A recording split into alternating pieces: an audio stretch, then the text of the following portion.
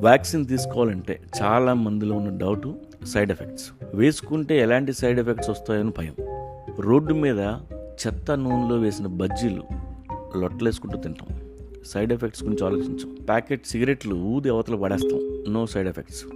Full bottle తాగి పడదొబ్బి second bottle open చేస్తున్నప్పుడైనా ఏదైనా డాక్టర్కి ఫోన్ చేసి సెకండ్ ఒపీనియన్ తీసుకుంటామా అంటే లేదు.